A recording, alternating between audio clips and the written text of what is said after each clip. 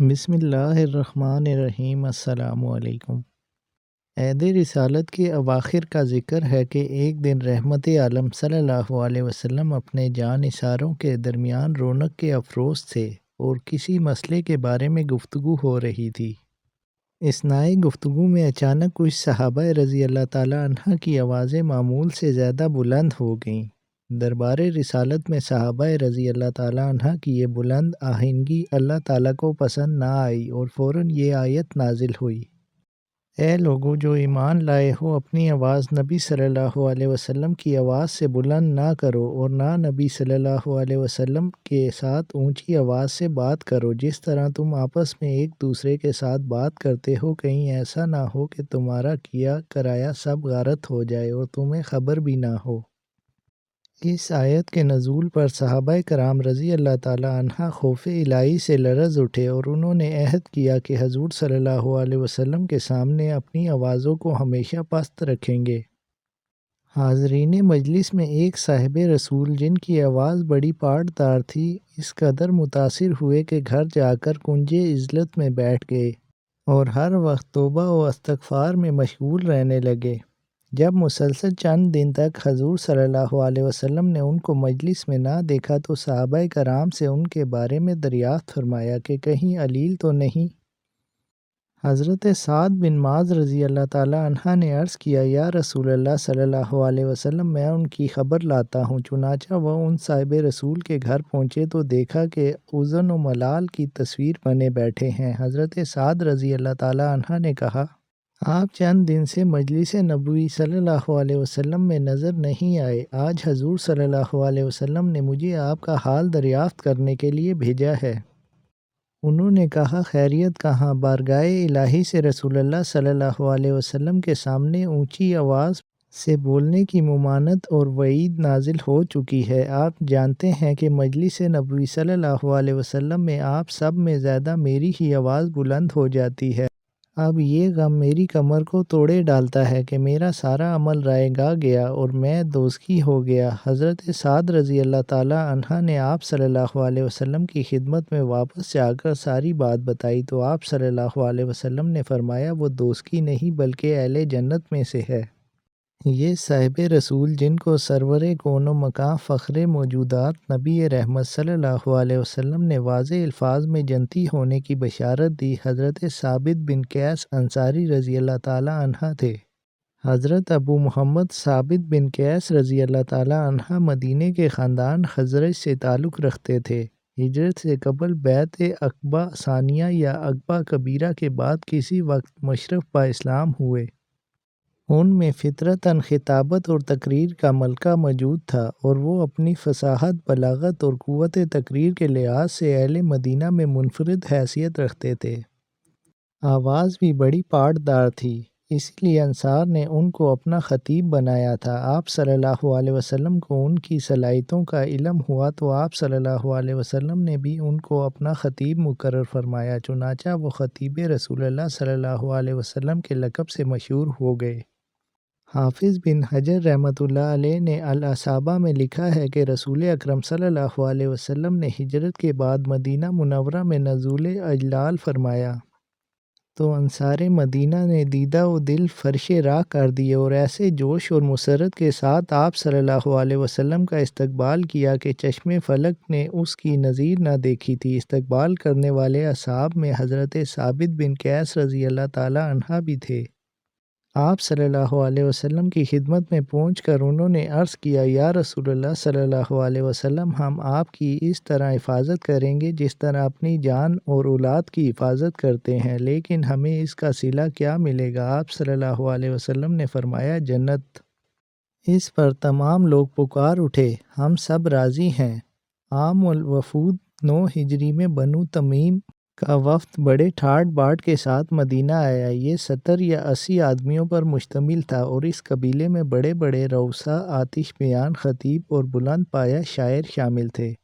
زمانہ جاہلیت میں عربوں میں مفاخرت اور مقابلے کا جذبہ بہت شدید تھا اور وہ ہر صف میں ایک دوسرے سے مقابلہ کیا کرتے تھے۔ بنو تمیم کے دماغوں میں بھی خاندانی فخر و غرور کا نشہ سمایا ہوا تھا۔ انہوں نے آستانہ نبوی پر جا کر بدویانہ انداز میں بے تحاشا آوازیں دینا شروع کر دیں، محمد صلی اللہ علیہ وسلم باہر آؤ اور ہماری بات سنو۔ آپ صلی اللہ علیہ وسلم کو ان کا اکڑ پن ناگوار تو گزرا، لیکن آپ صلی اللہ علیہ وسلم سراپا عفو و کرم تھے۔ باہر نکل کر بڑی خندہ پیشانی سے ملاقات فرمائی۔ رئیس وفد اقرع بن حابس نے کہا، ہم آپ سے مفاخرت کرنا چاہتے ہیں، اس کے بعد ہی اسلام کی بات ہوگی۔ آپ صلی اللہ علیہ وسلم نے فرمایا، میں فخاری اور شعر بازی کے لیے مبعوث نہیں ہوا ہوں، لیکن اگر تم یہی چاہتے ہو تو اللہ کے فضل سے ہم اس سے بھی باہر نہیں ہیں۔ بنو تمیم میں ایک شخص عطارد بن حاجب تھے۔ وہ نہایت زبان آور اور فصیح البیان خطیب تھے اور ایک دفعہ نوشیروان کے دربار میں اپنے زور خطابت کا مظاہرہ کر کے کم خواب کا خلت حاصل کر چکے تھے۔ سب سے پہلے وہ کھڑے ہوئے اور مفاخرہ کا آغاز اس تقریر سے کیا، تعریف اس خدا کی جس نے اپنے فضل و کرم سے ہمیں تاج و تخت کا مالک بنایا، اہل مشرق میں ہمیں سب سے زیادہ معزز کیا۔ ہمارے خزانے سونے چاندی سے پر ہیں، انہیں ہم فیاضی سے خرچ کرتے ہیں، لوگوں میں ہمارا مثیل و نظیر نہیں ہے۔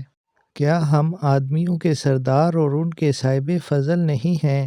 اگر کسی اور کو یہ دعویٰ ہو تو وہ سامنے آئے اور ہمارے قول سے اچھا قول اور ہمارے حالات سے اچھے حالات پیش کرے۔ اب مجھ کو جو کہنا تھا کہہ چکا۔ عطارد اپنی تقریر ختم کر کے بیٹھے تو آپ صلی اللہ علیہ وسلم نے حضرت ثابت رضی اللہ تعالیٰ عنہ سے فرمایا، ثابت اٹھو اور اس کا جواب دو۔ حضرت ثابت رضی اللہ تعالیٰ عنہ نے تعمیل ارشاد کی اور عطارد کے جواب میں یہ خطبہ دیا، حمد و ستائش اس رب العزت کی جس نے زمین اور آسمان پیدا کیے، ان پر اپنا حکم جاری کیا، اپنی کرسی اور اپنے علم کو وسعت دی۔ وہ قادر مطلق ہے، جو کچھ ہوتا ہے اسی کے حکم اور قدرت سے ہوتا ہے۔ اس کی قدرتوں میں سے ایک یہ ہے کہ اپنی مخلوق میں ایک پیغمبر مبعوث کیا جو سب سے زیادہ شریف النفس ہے، سب سے بڑھ کر راست گو اور سب سے زیادہ بلند اخلاق ہے۔ پھر اس پیغمبر پر ایک کتاب نازل کی اور اپنی خلقت کا اس کو امانت دار بنایا، اور وہی ہستی ہے جسے اللہ تعالیٰ نے سارے عالم سے برگزیدہ کیا اور سارے عالم کا خلاصہ بنایا۔ پھر اس نے لوگوں کو حق کی طرف بلایا تو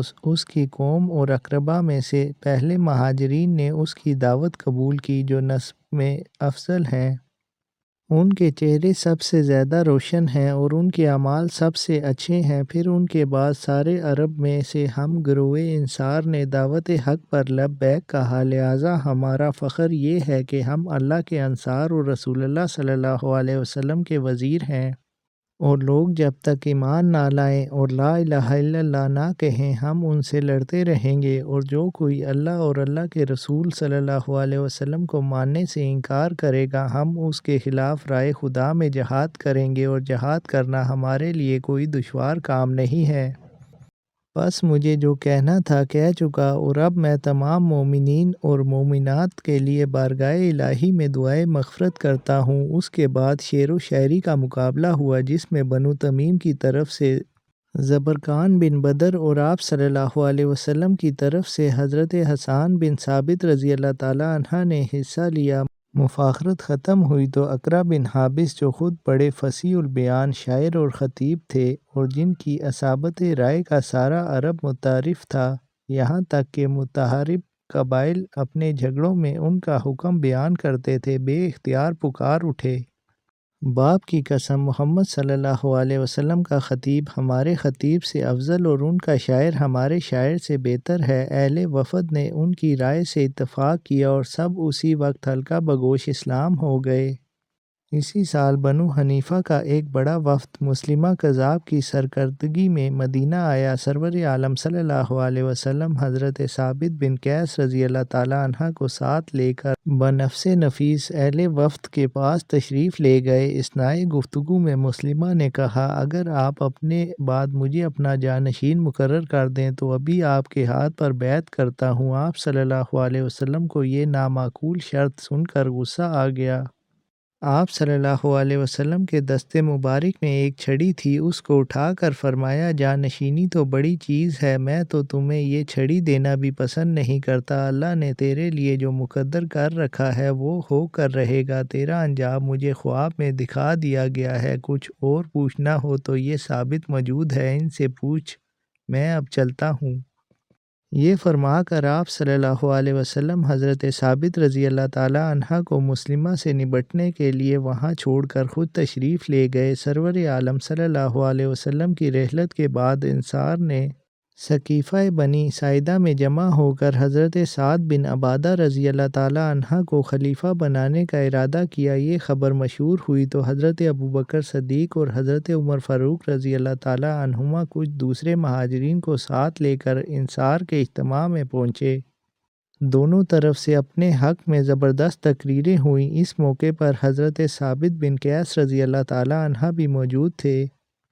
انہوں نے انصار کی خلافت کے استحقاق پر ایک فصیح البلیغ خطبہ دیا، اس میں انصار کی خدمات اور قربانیوں کا ذکر کیا اور اس بات پر تعجب کا اظہار کیا کہ کچھ لوگ انصار کو خلافت سے محروم کرنا چاہتے ہیں۔ حضرت ابوبکر صدیق رضی اللہ تعالی عنہ نے انصار کی خدمات کا اعتراف کیا، لیکن اس کے ساتھ ہی انہوں نے قوی دلائل کے ساتھ قریش کو خلافت کا حقدار ثابت کیا۔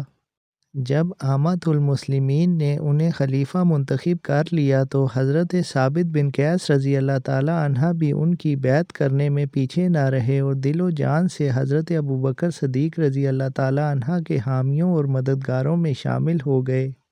اسی زمانے میں فتنہ ارتداد نے سر ابھارا تو حضرت ثابت بن قیس رضی اللہ تعالی عنہ نے اس کو کچلنے کے لیے جان کی بازی لگا دی۔ جب حضرت ابوبکر صدیق رضی اللہ تعالی عنہ نے مشہور مرتد طلحہ اسدی کی سرکوبی کے لیے مدینہ سے لشکر بھیجا تو حضرت ثابت رضی اللہ تعالی عنہ اس میں شامل ہو گئے۔ سالار لشکر حضرت خالد بن ولید رضی اللہ تعالی عنہ تھے اور انصار کی انانِ قیادت حضرت ثابت رضی اللہ تعالی عنہ کے ہاتھ میں تھی۔ مسلمانوں نے مرتدین کو زبردست شکست دی اور طلحہ نے اپنے کچھ ساتھیوں کے ہمراہ شام کی طرف راہ فرار اختیار کی۔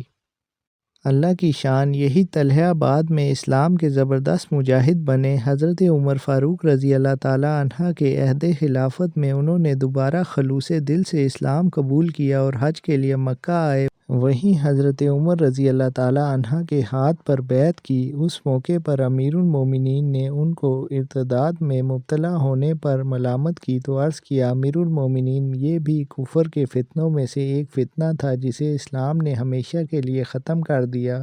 طلحہ کا شمار شجاعان عرب میں ہوتا تھا اور انہیں 1000 سواروں کے برابر مانا جاتا تھا۔ شام کے جہاد میں انہوں نے سرفروشی اور جانبازی کے محیر العقول کارنامے انجام دیے۔ 12 ہجری میں مسلمہ کذاب کے خلاف یمامہ کی خون ریز جنگ پیش آئی۔ حضرت ثابت رضی اللہ تعالی عنہ اس میں والہانہ جوش و خروش کے ساتھ شریک ہوئے۔ ایک موقع پر جب مسلمانوں کی صفوں میں رکھنا پڑا اور وہ پیچھے ہٹے تو حضرت ثابت رضی اللہ تعالی عنہ بے قرار ہو گئے اور نہایت حسرت کے ساتھ کہا کہ ہم عہد رسالت میں یوں نہیں لڑا کرتے تھے۔ پھر عطر و حنوط لگایا اور ایک گڑھے میں قدم جما کر دشمنوں کے مقابلے میں ڈٹ گئے۔